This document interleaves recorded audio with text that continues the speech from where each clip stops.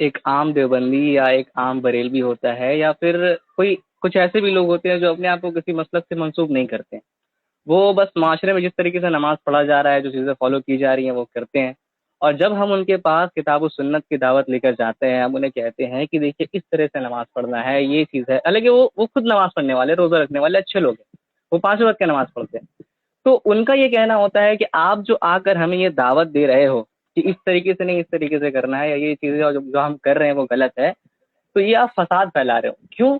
کیونکہ میرے پاس تو جہالت کا عذر ہے آج. اگر میں موٹے موٹے مسائل پہ عمل کر لوں، نماز پڑھ رہا ہوں یا روزے رکھ رہا ہوں، گناہوں سے بچ رہا ہوں، بڑے گناہوں سے بچ جا رہا ہوں، تو میرے لیے کافی ہے.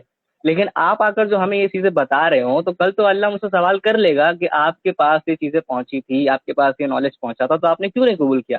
لیکن اگر میرے پاس جہالت کا عذر رہے گا تو ہم کل جواب دے پائیں گے کہ ہاں مجھے پتہ نہیں تھا. لیکن آپ ہمیں آ کر کیوں بتا رہے ہو یہ ساری چیزیں؟ آپ تو ہمیں مشقت میں ڈال رہے ہو. تو ان کو کیا جواب دینا چاہیے؟ کیونکہ بہت بڑا طبقہ ہے جو اس بات کو کہتا ہے. بھائی جو اسلام کی دعوت دینے کا حکم دیا گیا ہے ہم کو، تو اسلام کی دعوت میں کیا یہ حکم ہے کہ اسلام کے صرف فرائض کی دعوت دی جائے، سنتوں کی دعوت نہ دی جائے؟ نہیں، بالکل نہیں. تو جب اللہ کے رسول صلی اللہ علیہ وسلم نے شریعت میں ہم کو واجب کیا گیا ہے کہ ہم اسلام کی دعوت دیں، تو اسلام میں فرائض بھی شامل ہیں اور سنتیں بھی شامل ہیں. اور رسول اللہ صلی اللہ علیہ وسلم جیسے نمازی کے مسائل آپ لے لیں، حالانکہ اہل حدیث صرف جب کسی دیوبندی یا بریلوی کو دعوت دیتا ہے تو وہ صرف ایسا نہیں کہ نوافل کی یا مستحبات ہی کی دعوت دیتا ہے. ابھی ہم بار بار یہ بات کہہ چکے ہیں کہ ہماری دعوت کا سب سے پہلا جز تو توحید ہے، عقیدہ ہے، صحیح منہج ہے، اللہ تعالیٰ کے اسماء و صفات سے متعلق مباحث ہیں. تو ہم تو اب بار بار لوگوں کو یہ کہتے ہیں کہ بھائی ترجیح جو ہے دین کے اندر وہ ان چیزوں کو دینی چاہیے، عقیدے کو. لیکن یہ مان لیں کہ یہاں اہل حدیث سنتوں کی اتباع کی بھی دعوت دیتے ہیں. تو دین صرف فرائض کا نام نہیں ہے، دین فرائض کا بھی نام ہے اور سنن اور نوافل کا بھی نام ہے. تو جیسے فرائض کی دعوت دینا لوگوں پر واجب ہے، ویسے سنتوں کی دعوت دینا بھی لوگوں پر واجب ہے. اللہ کے رسول صلی اللہ علیہ وسلم نے فرمایا سلو کما رأیتمونی اصلی، جیسا مجھے نماز پڑھتے ہوئے دیکھا ہے ویسے نماز پڑھو. یہ حکم اللہ کے رسول صلی اللہ علیہ وسلم نے پوری امت والوں کو دیا ہے. تو امت کا کوئی طبقہ، کوئی فرد اگر ہم دیکھ رہے ہیں کہ رسول اللہ کی سنت کے مطابق نماز نہیں پڑھ رہا ہے، تو ایک داعی ہونے کی حیثیت سے ہماری ذمہ داری کہ ہم اس کو رسول اللہ صلی اللہ علیہ وسلم کی سنت اس تک کے پہنچائیں. رہا معاملہ یہ کہ جو جہالت عذر ہے نا، تو یہ بھی بات نہیں ہے کہ ہر آدمی جاہل ہے تو جہالت اس کا عذر اللہ تعالیٰ کے قبول ہوگا. اللہ تعالیٰ کے ہاں جہالت کا عذر اس وقت قبول ہوتا ہے جب بندہ جس کی جہالت کسی اس کی کاہلی کی وجہ سے نہ ہو. ویسے تو سنتوں کے معاملے میں یہ مسئلہ نہیں ہے، جو سنت تو اگر آدمی نہ بھی بہت ساری سنت کی ادائیگی نہ بھی کرے تو اللہ تعالیٰ کے اس کی پکڑ نہیں ہوگی. لیکن جہاں تک معاملہ رہا جہالت کی عذر ہونے کا، تو جہالت ہمیشہ عذر نہیں بنتی. کوئی آدمی اس طرح سے بولے کہ بھائی میں تو دین میں جاہل ہوں، اللہ تعالیٰ میرا عذر قبول کر لے گا تو میں جاہل ہی رہتا ہوں. شریعت میں آپ کو جاہل رہنے کا حکم نہیں دیا گیا ہے. جو اپنے حالات کی وجہ سے علم حاصل نہ کر سکا، کوشش کرنے کے باوجود اس کے پاس وسائل نہیں تھے، ایسے شخص کی جہالت کا عذر اللہ تعالیٰ کے قبول ہوگا. ورنہ تو ایک آدمی علم ہی نہ حاصل کرے. تو علم حاصل کرنا بھی تو شریعت میں واجب ہے. شریعت میں دین کی چیزوں کا سب سے پہلی چیز شریعت جو ہم پر واجب کرتی ہے وہ علم حاصل کرنا واجب کرتی ہے. بلکہ ایک آدمی نماز پڑھنا شروع کرتا ہے تو اس پر پہلے یہی چیز واجب ہو جاتی ہے کہ نماز پڑھنا سیکھے رسول اللہ صلی اللہ علیہ وسلم کے طریقے پر. اس میں وہی نہیں بول سکتا ہے کہ میں جاہل ہی رہوں گا، اللہ تعالیٰ جہالت کا میرا عذر قبول کر لے گا. اور ایسے دیکھیں تو دنیا کے مذہبوں میں، دوسرے مذہبوں میں اللہ تعالیٰ نے یہ بھی تو رکھا ہے کہ اللہ تعالیٰ عذاب نہیں دے گا یہاں تک کہ رسول نہ آ جائے. تو اگر دوسرے یہ جو دنیا کے لوگ ہیں نا، ان تک بھی اگر کوئی پہنچے ہی نہیں، کوئی ان کو پیغام دے گا، پھر وہ قبول کریں گے یا انکار کریں گے؟ پیغام دیں گے تو، اور پیغام پہنچا ہی نہیں تو اس کے تعلق سے آپ یہاں تفسیر میں دیکھیں گے ابن کثیر میں، تو ابن کثیر نے یہ 4 لوگوں کی بات ذکر کی ہے جو قیامت کے دن اللہ کے سامنے اپنی بات پیش کریں گے. لیکن صحیح بات کیا ہے نا کہ جو علم پہنچتا ہے نا، اس کی روشنی میں آدمی اپنے آپ کو ڈیفائن کرتا ہے، رہنمائی میں قبول کرتا ہے، حق بات قبول کرتا ہے، اپنا صحیح بنتا ہے، صحیح راستہ اس کے لیے واضح ہوتا ہے. کب ملتا ہے؟ جب قرآن و سنت کی باتیں اس کے سامنے پیش کی جائے. اگر وہ سنے گا ہی نہیں تو الٹا اس کا بہت بڑا نقصان ہے کہ وہ روشنی اللہ تعالیٰ نے آسمانوں سے بھیجی، 7 آسمانوں کے اوپر سے، اور اس سے وہ محروم رہتا ہے. جی شیخ. اچھا یہ باتیں کیا اہل حدیث سے صرف کرتے ہیں؟ حنفی احناف بھی تو بھائی جہاں ان کو موقع ملتا ہے وہ بھی اپنی نماز کا طریقہ لوگوں کو بتاتے ہیں. ایسا تھوڑی کہ اہل حدیث صرف جو ہے وہ سنتیں لوگوں کو بتاتے رہتے ہیں. ہم اللہ کے رسول کی سنت بتاتے ہیں تو حنفی بھی تو اپنا مذہب لوگوں کو بتاتے ہیں. تو یہ عجیب بات ہے کہ احناف یہ چاہتے ہیں کہ ان کا مذہب ان کو پھیلانے کی اجازت ہو، لیکن ہم کو رسول اللہ صلی اللہ علیہ وسلم کی سنت بتانے کی اجازت نہ ہو. تو یہ تو بہت عجیب تضاد ہے کہ وہ اپنے اماموں کی طرف بلا سکتے ہیں، ہم رسول اللہ کی طرف نہیں بلا سکتے. وہ اپنی اماموں کی مسائل بتا سکتے ہیں، ہم رسول اللہ صلی اللہ علیہ وسلم کی سنت نہیں بتا سکتے.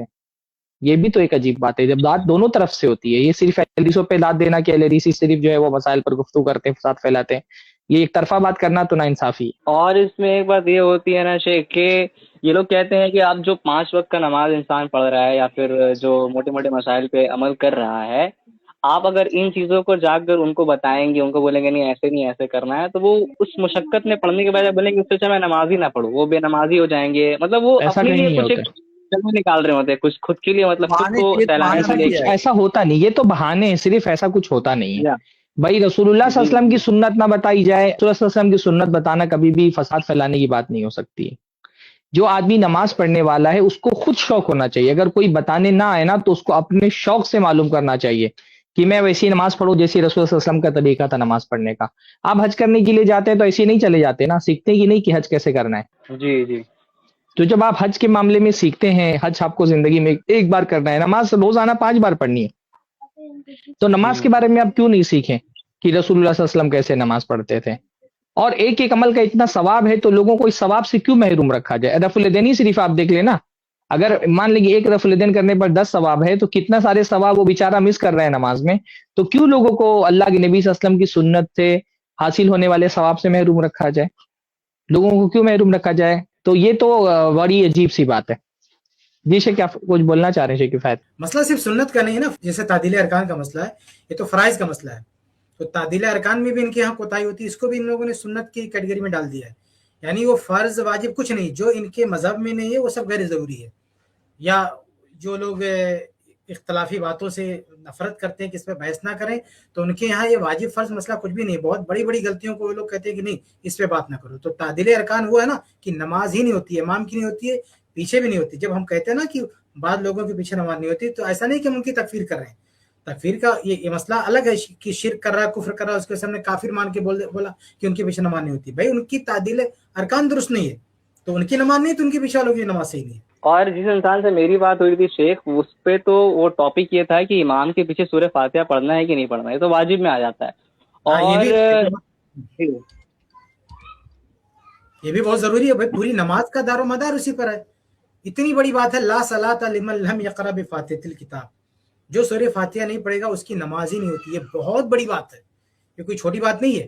نماز کلمہ توحید کے بعد نماز پہلا ستون ہے، وہ نماز کھڑی ہے سورہ فاتحہ پہ، اور وہی آپ کہیں نماز میں نہ پڑھو تو بھائی یہ کوئی معمولی بات ہے؟ بڑی حیرت کی بات ہے شیخ، جب میں نے اس کو یہ حدیث بتائی جو فجر کے وقت میں کچھ لوگ نماز پڑھ رہے تھے، صحابہ نماز پڑھ رہے تھے نبی کے پیچھے، اور اس وقت نبی نے کہا تھا کہ سورہ فاتحہ پڑھو، مطلب کہ نماز کے پیچھے تھوڑا فاتحہ پڑھنا جائز ہے. اس کے لیے جو حدیث بیان کی جاتی ہے وہ حدیث میں نے کوٹ کیا اس انسان کو، تو اس نے ایک عجیب و غریب بات کی. اس نے یہ کہا کہ فجر کے وقت 2 رکعت ہوتی ہے، تو اس حدیث سے یہ ثابت ہوتا ہے کہ 2 رکعت میں سورہ فاتحہ پڑھنا واجب ہے. اگر 4 رکعت کی نماز ہوئی تو ہمیں 2 رکعت میں اگر ہم نے نہیں بھی پڑھی تب بھی چل جائے گی، کیونکہ اس حدیث سے یہ ثابت ہو رہا ہے کہ صرف 2 رکعت میں پڑھنا ثابت ہے.